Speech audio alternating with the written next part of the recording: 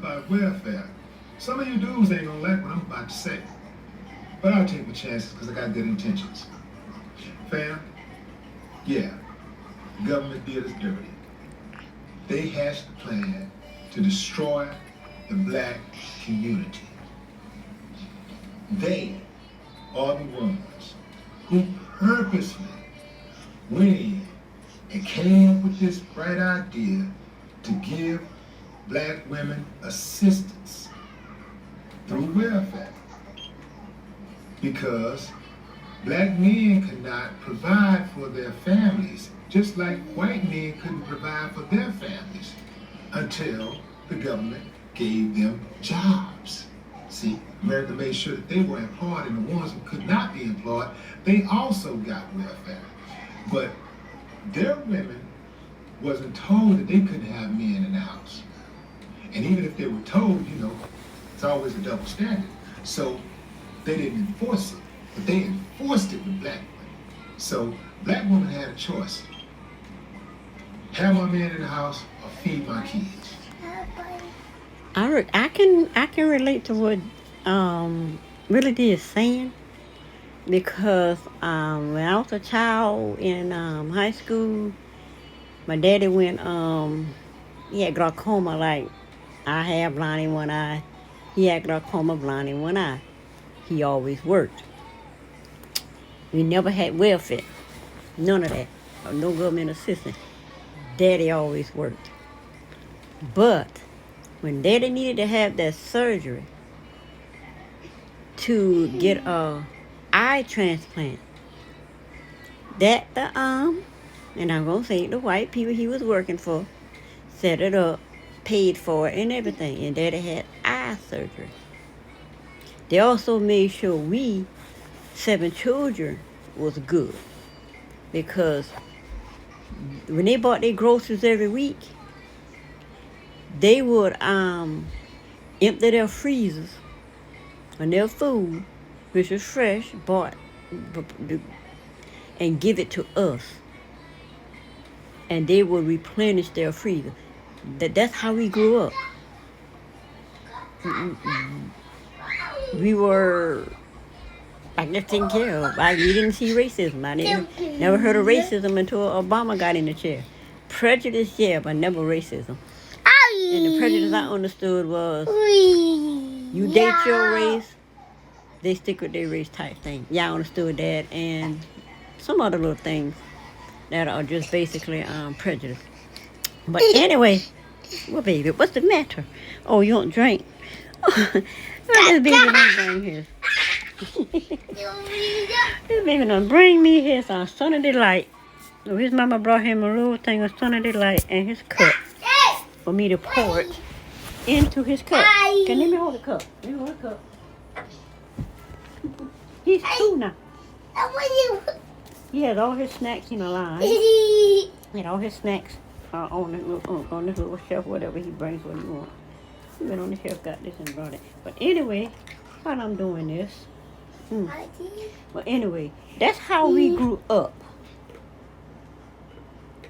in the South. And I used to could do multitask and talk at the same time. At 62, I lose thought. But anyway, here, baby, Junior.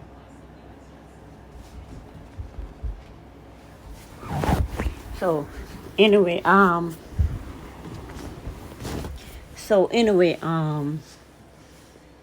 daddy had his eye transplant. Nobody in the house was working. Mama wasn't working. Back then, because the women didn't work except on the farm or whatever. But Daddy had a job working for the man with a construction site. So he always had like a job.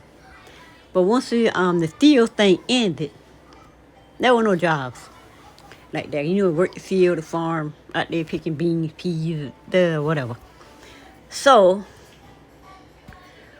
when Daddy went to get his eyes done, Daddy got his eyes done, he couldn't work. He had the surgery. So they made sure the white lady came in and made sure we got signed up for government assistance. Told Mom to get government assistance. Mom went down there. She got the welfare, the food stamp, and everything, and all of that. And the lady coming, when she got on that, the ladies would come in. I done told you about that. Finishing your drink and throwing it on the floor. Pick it up. Don't do that. Don't do that. You're not getting nothing else to drink. You want a snack? You want a snack? You can get one of grandma's snack.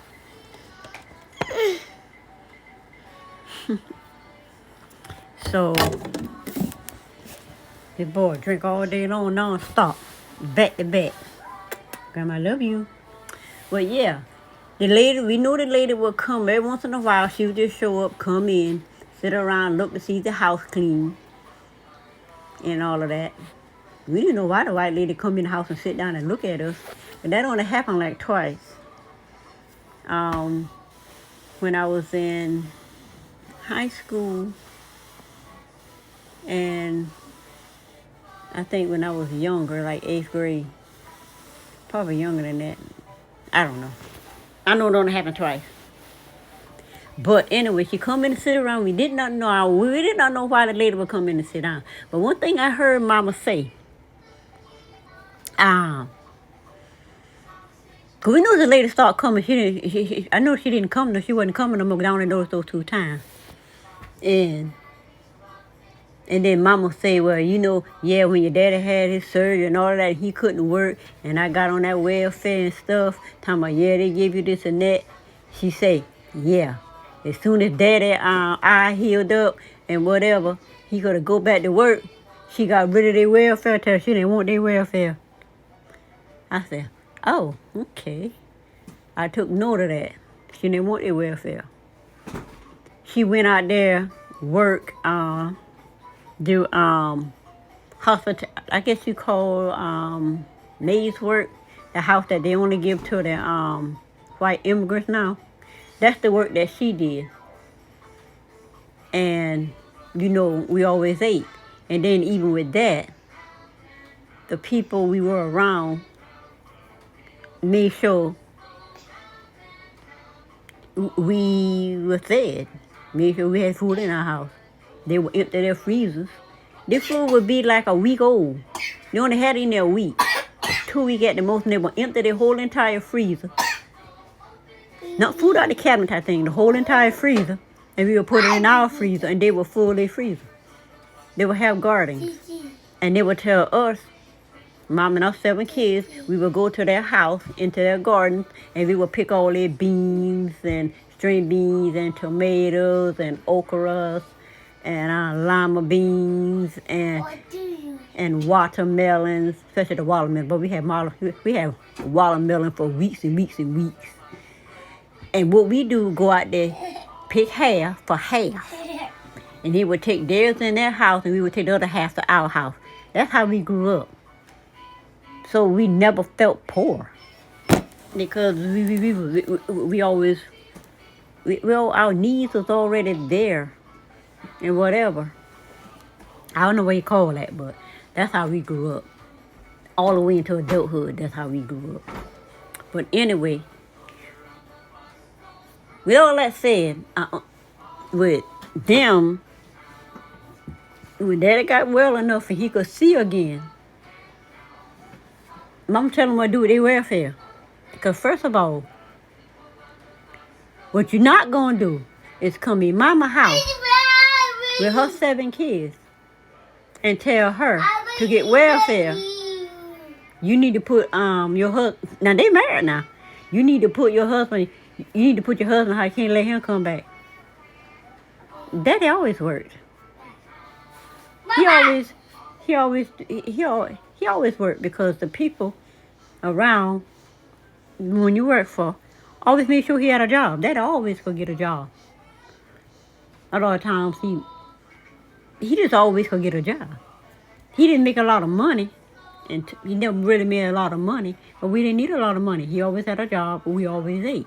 We always live within our means. Mama always worked doing the jobs in the people's houses, and she get paid for that. We were just always abundant. So I don't understand poverty. I see poverty now, but I don't understand poverty because we were never in poverty, even though I've seen some people in poverty. But anyway, with that much, I understand. And what Willie D is saying, I 100% agree with. I don't agree with a lot of stuff he said. I thought watching it because he get on my nerves. But when he talk about this Eddie Griffin thing, and I heard what he said, I said, oh, now this is something I can agree with him with. And stuff that a lot of people don't know and needs to know, especially these young men that are blaming women, like Eddie Griffin are blaming the women for destroying their family. It's just common sense. I don't understand. I don't care if you're 20. It's common sense. When you just look around and realize it's not the women that is destroying the whole entire black community, the whole entire black family. You went to school, and I'm pretty sure, and I know they give you what they call it's what I call sugar honey iced tea education. That's what I got. And when I went to college, which I was like a highly educated person, highly intelligent person, you give me the hard stuff, I could do it because I can understand complicated stuff quicker than I can understand simple stuff. Why, I don't know. But when I went to college, I realized I had a sugar honey iced TTY education. So they had this thing called where you go in there, resource. You go in, you take the resource type classes, get caught up, and then you go into your classes. I went there, bam, boom. Took all the courses, got to a point in the first semester. I got all the way to a point, got all of that. But my reading skills were slightly slow. And my math, because I was kind of little, I was right at passing. So because I know I'm really good in math, and I didn't have a math teacher, and I'm challenged in an educational way, and I knew that when I was in high school, I had to learn a certain way, which basically I had to teach myself. If I didn't understand it, if a teacher would explain it to me, then I could teach myself. But I had a teacher that wouldn't explain squat. Therefore, I had to figure this stuff out. But when I went to college, I caught all up on that. My English high from the start with. Went straight into the highest English class at the college. As far as you start here and you move up, I went to the hardest one. Reading. Slightly under. So I taught myself how to speed read and everything, and then my reading went up. Math, right there. So I went ahead and teach myself algebra, teach myself all kind of stuff, because I'm one of these exceptional students that already passed the class, what I need to do. So the teacher just give me books and say, do whatever I want to do in college. In the resource part of class, before you get to the regular curriculum, I did all of that. Bam, boom. Taking the highest courses. That always been me. But anyway, with all that said, I understand people get the SITTY education because I had it. But it's up to you how you turn out. I choose to turn out a certain way. I choose to be educated. So I educate myself. Now I'm on YouTube constantly educating myself to the point that I'm blind, can't see. But I'm still educating myself through videos and hearing. The videos I can listen to and all of that. But anyway, to get back to Willie D. I have a brother-in-law named Willie Lee. That's why that even come up. But Willie D, he's telling the truth on this. People need to stop. These people need to be educated and stop blaming black women for something they didn't do. And it's just common sense to me. Just common sense to me. And, okay. Okay, let's get back to Willie D talking. Commercial.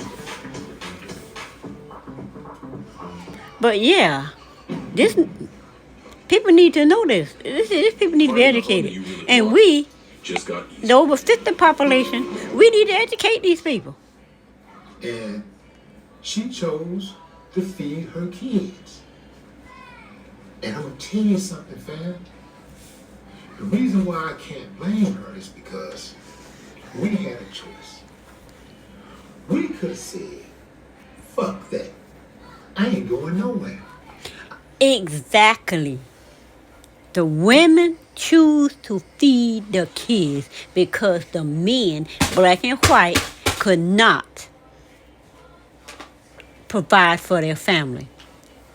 So they gave jobs to the white men, assistant to the white women whose husband couldn't get a job, assistant to the black women whose husband wasn't offered a job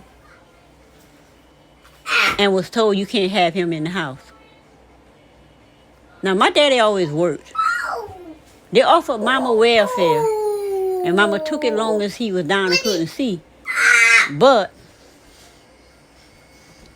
she said no, and daddy always worked. So these men back then could have found a way. And we didn't have to kiss, and my dad never kissed nobody behind to do nothing. He cussed some people out and talked to them all kind of way. But they always respected him to this day. I can go down there to that town I grew up in right now, and they know who I am. Because they know my daddy, because they got great respect for him. Because daddy always worked and took care of his family. He did what he had to do. So if you couldn't find a job, but like you said, the men could have done something besides drinking alcohol and feeling sorry for himself. Because the woman rather feed the kids and continue his lineage rather than let everybody starve to death. I do whatever I gotta do. But I ain't leaving my family. I don't give a damn what they say. And I don't believe for 1 second a woman can put a man out the house he got kids with. That woman could not put that man at the house. That man, he had to leave. He had to leave. He didn't have to, he had to leave the house. No woman put him out no house.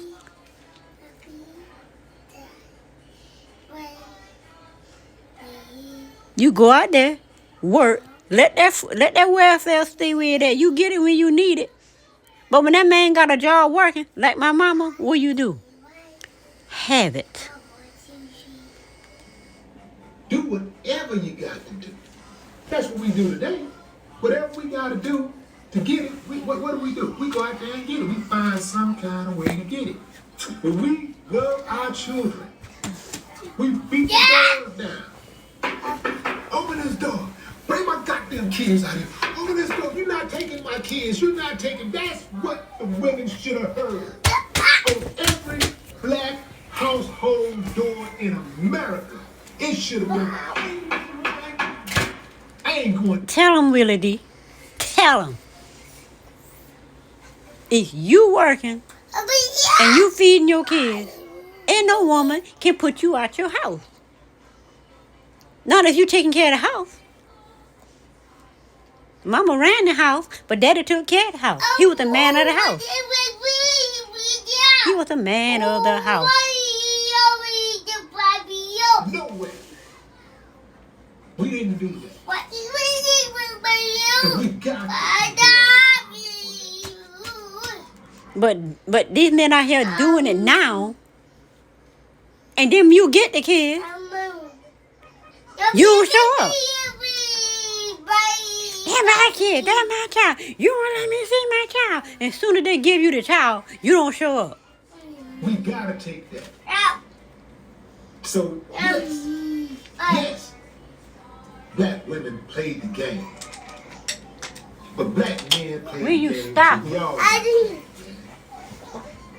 he played us all. I don't know if Eddie Griffin is disparaging black women because he has an Asian wife, but I do know there are a lot of black men that once they switch over, they got all the smoke for black women. Fam, date who the hell you wanna date. But don't drag your own. You don't even understand how stupid you look when you drag your own people. And that is what black women have been talking about for the longest. Like this guy on my channel, we talking about the Jason Whitlock thing. And he said Jason Whitlock spoke the truth. He said the problem is we don't want to hear the truth. And I told him, and he said that I don't watch Fearless. I don't even know what Fearless is, but it's apparently Jason Whitlock show or something. And I said, you are correct. I don't watch channels I don't like. I don't like what he has to say. So I don't watch his channel regularly. But I will watch a clip and a video in entirety to get the context. And I watch the Fox one. I don't watch Whitlock, whatever. I don't even know he had a channel. He called it Phyllis, I guess. I watch Fox News and hear what he had to say on there. And the context is clear. What he said is clear. So what are black women doing? They're speaking out against it. We are not outraged. We're just speaking out against it. Saying what we got to say and let him live. Now Willie D doing what he need to do. Call him out. We didn't destroy the family. Like he said, even Candace Owens tried to explain that. Back then, for whatever reason, men in America didn't have jobs, black and white. White men were given jobs. Black men weren't. Those who couldn't work got government assistance. Black men didn't. Women did. And then they start allowing all of the immigrants to come in and give them government assistance. And I can speak on this because I see it with my own eyes. I saw the process with my own eyes. They're giving all their to get welfare back in the 70s. I was there to get welfare to the immigrants that came over here, however they got here, boats or whatever, during the time when they were sending back the Haitians. I remember that like yesterday. I was in like 11th grade when I saw a bunch of these immigrants, Hispanics, and there was the darkest man I ever seen with them. The thing I know, still see the Hispanic immigrants, but I didn't see him anymore. Why? They say he was so mean, this and this, send him back. I don't know. Anyway, there's a whole lot of Haitians over here. Like Jesse Woo. Like Jesse Woo. There's a lot of Haitians over here. They say they send all the Haitians back. So I think that's a myth. Sending all the Haitians, they send the Haitians back. I think that's a myth. But for the simple fact, there's a lot of Haitians here. Literally. And they're in positions. And this brought back a point that I've been trying to say for a while. When I get into these discussions with these Chinese people, talking about the Mexicans are the hardest working people. I say, so are black people. He tell me, but no, they the hardest working people. Black people, this, and that. I said, I grew up in the fields with these Mexican people. We were in the fields together. We were in the fields first. They came into the fields. They were given the fields, and we had to go behind them. They used to come behind us and scrap everything that we weren't allowed to pick. They measured it. And they would measure with a ruler. If it was any bigger than that, they would put it in the bin so that we couldn't pick it. So we, mentally recognizing what we can pick and what we don't, and we pick it, so we didn't get paid much because there's not much in the field. Then the Mexicans come in behind us and pick everything, including the flowers, and they get paid for it. I was there. Like I told him, I was there. And he said, well, but they just want a better life. I say, so do we. They say, but y'all here, this and this and that. Y'all this and that, but that ain't their fault that y'all ain't getting. I say, it ain't our fault that they got to come over here either. So we had our conversation. We ended that conversation because he got irritated at me and I got irritated at him. Oh, well, you're not going to tell me black people are lazy and Mexicans are the hardest working people when they are not. They don't work no harder than a black person that was working in the country, working in the fields of South Carolina before they got here. I was here. I was already here. And my memory is very weird. I can remember when I was 1 year old what was going on around me. I was always aware of my surroundings, my environment. Always was. What's going on around me. I always understood, I didn't understand the people, but I was always aware and observative of people around me and their behaviors and what is going on. I can tell you that. So anyway, don't have a conversation with me because I speak from experience. I don't speak what I hear. I speak what I know. Experience-wise and intuitive-wise, because I've always been highly intuitive since a child. I feel, I know. I may not understand, but I feel, I know what is going on around me and who is doing it. I always know who the enemy is. No. But anyway, it's time to be told. The story needed to be told. Those on Medicare could be eligible for a healthy grocery allowance up to $900. You don't even get it. Not even just in relationships, but in general.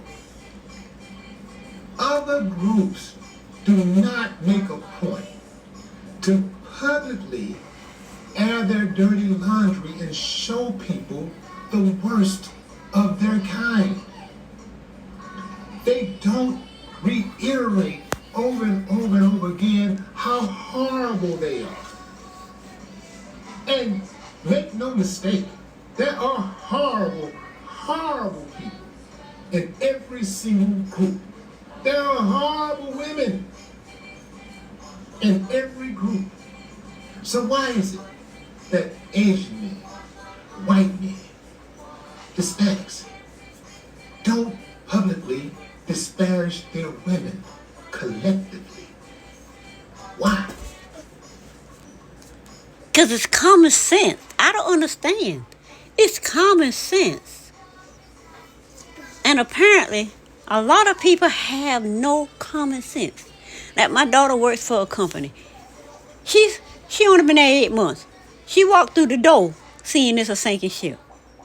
She did what she did to help the company. But she see where the company is working against itself and pitting everybody off against each other. You know what she did? She went there, she worked, she did what she needed to do. They see where the company can go the right way. And then they decided to come in and sabotage what she was doing. And she like, oh, you tried it.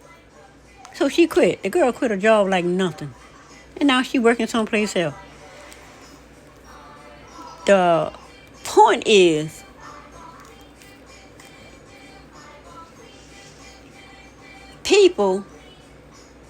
the point is, the people she working with, the stuff that she did intuitively and just automatically know, she called it common sense. And they looking at her like she's an alien. Like, what? How you know that? How you figure that? Well, how you know to do that? She said, it's common sense. I tell her, you need to learn how to talk to these people. I think, you telling people it's common sense to know something that is baffles. This woman got an associate degree. These people got high position.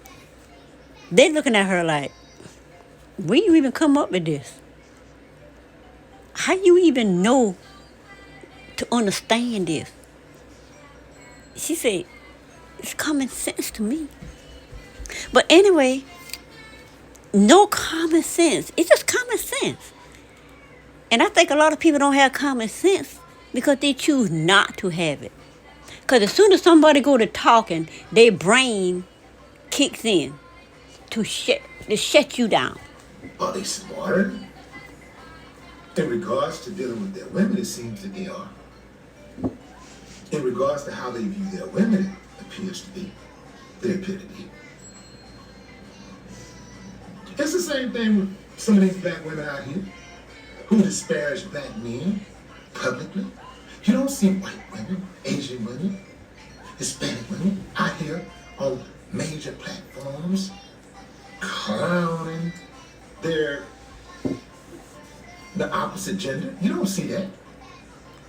But my thing is, who was clowning first? It started with Thomas Sotomayor, Phil Scott, Tariq Nasheed. It started with them coming out by you exposing women, black women. Why? So you expose black women for years. They're trying to tell you not all black women. Instead of you highlighting the black women that aren't doing that, you only highlighting these collective of women, which destroys the image of all black women. Well, you don't want to hear that. You don't want to hear that.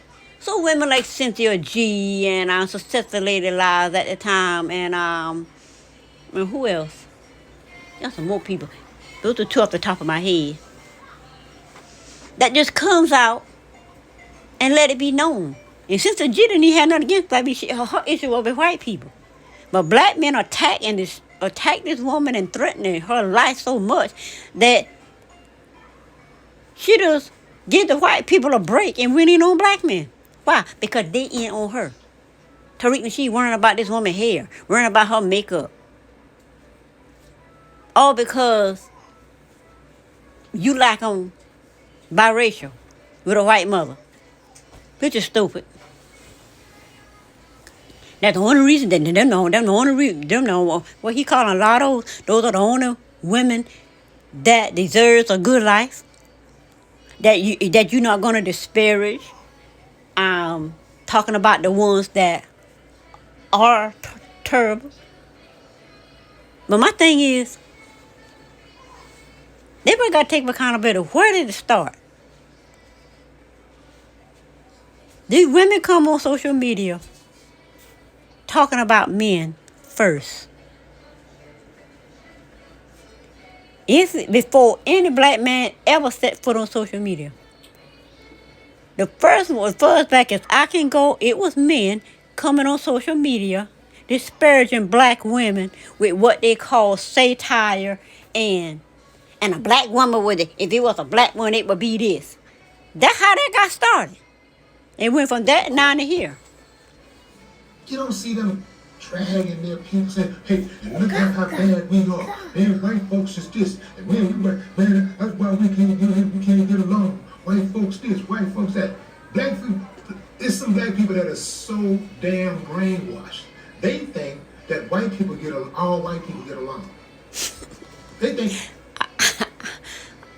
That's the craziest thing I ever heard. You actually think all white people get along?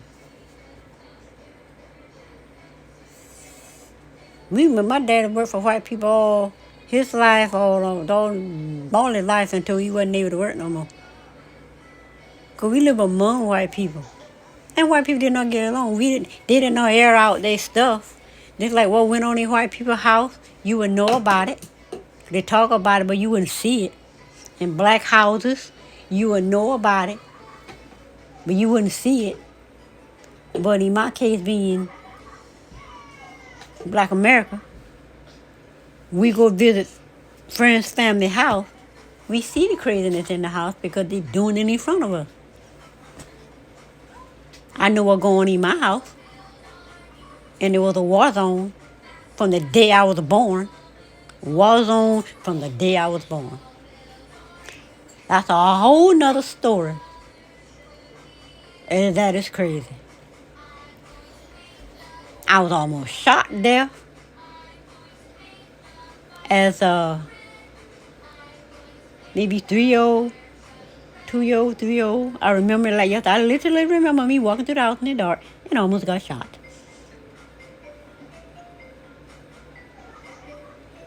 Because my father thought I was a man my mama was dating. Or bring you to the house while he out in the club drinking, getting drunk and acting a fool, doing whatever he want to do. And then as a newborn, get thrown into the fire. Because, that's my baby, he all drunk up. That's my baby, give me my baby. You all drunk up and you want a newborn, I'm like 2 weeks old, grabbing me from my mama and dropped me and threw me into the fire. And had to snatch me out of the fire where I got still got that little burn. I didn't know where that little burn mark came on my phone. And mama said it was just a little burn mark, but that was okay. I didn't know where it come from.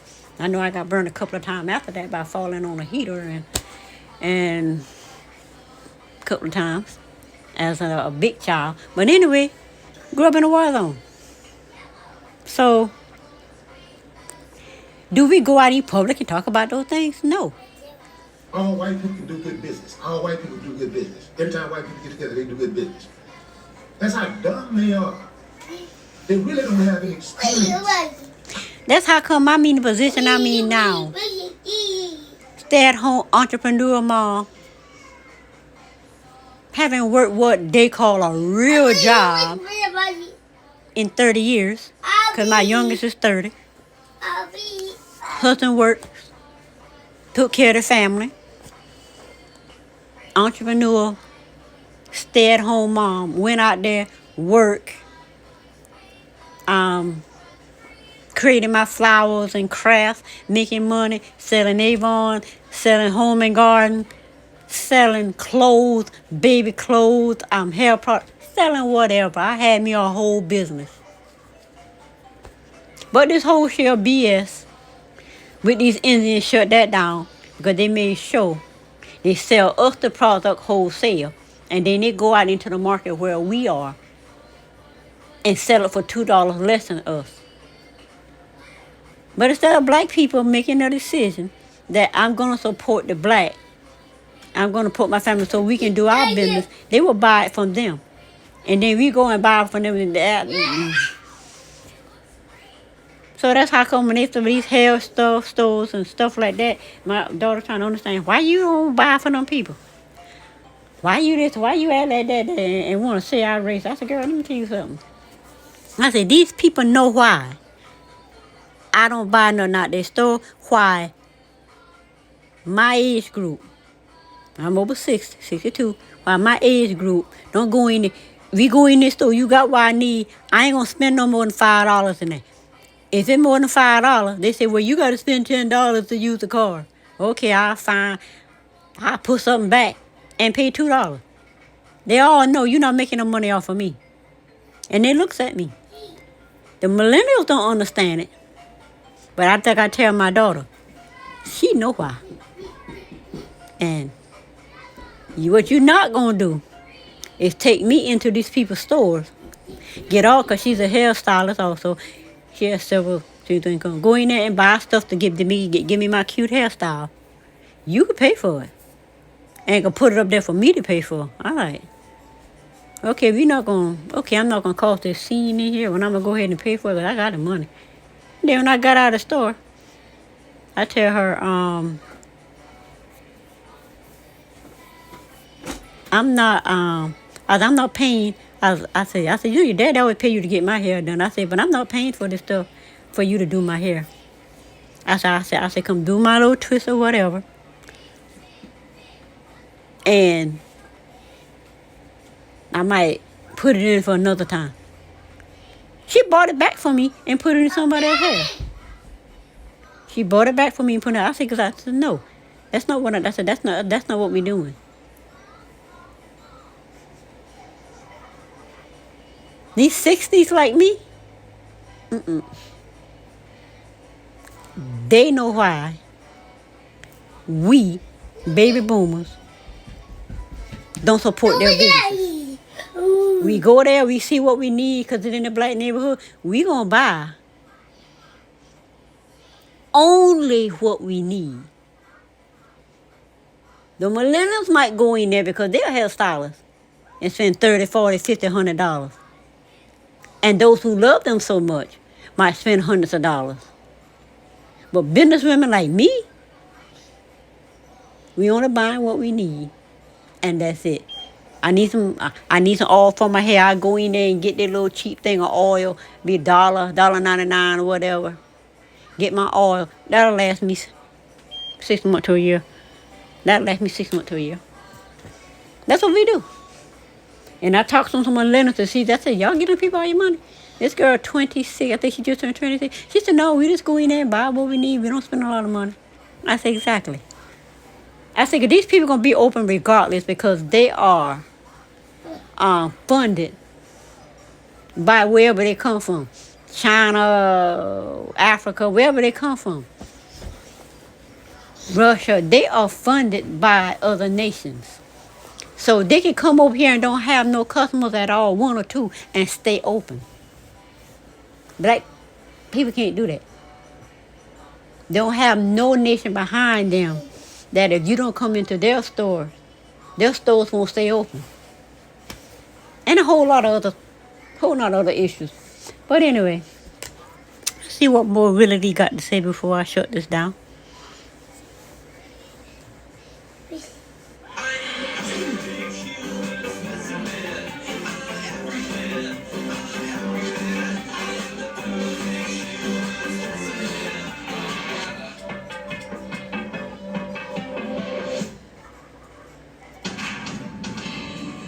Truck that helps keep families safe. I don't know what wrong with Eddie Griffin. Well, who paid him to come up there and say that? They don't have any experience with white people. They don't know. Black women supports comedy, good comedy. We do. Black women have always supported comedy. And so Eddie Griffin gonna come in and kick in the face of the black women who are supporting good comedy. Now there's a lot of men that don't get that are not getting the support of black women because we were just done. And now Eddie Griffin come in there and ain't gonna shut that down, make sure they don't support them, and they whine and complain and blaming on black women for not putting up with foolishness. Women in general love comedy, but black women especially love to go to a good comedy show. And I know I said talk about Eddie directly, whatever, any further, but black women have supported Eddie Griffin his whole career. You go to his show, black women everywhere.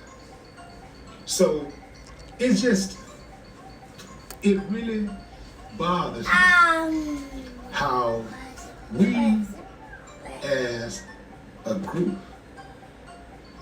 And that's why I say it's a group, a collective that doing it, because not all black men do that. And really did being one that's not doing that at this moment. Attack each other. But all of us are under attack. Everybody. Externally. All of us. But they see all of us the same. And then we're fighting internally.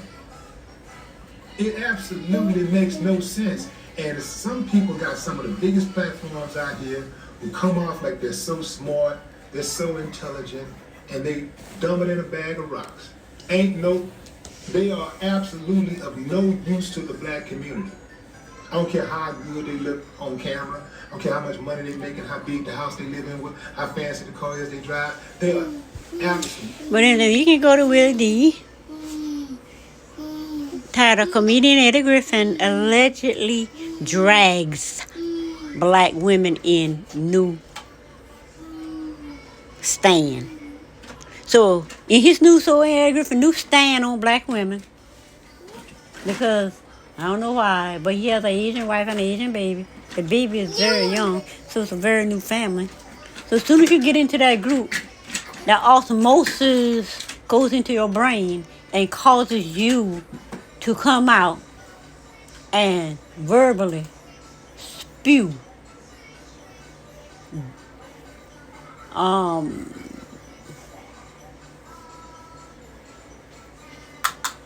stereotypical vitriol vomit out on black women who done nothing to you.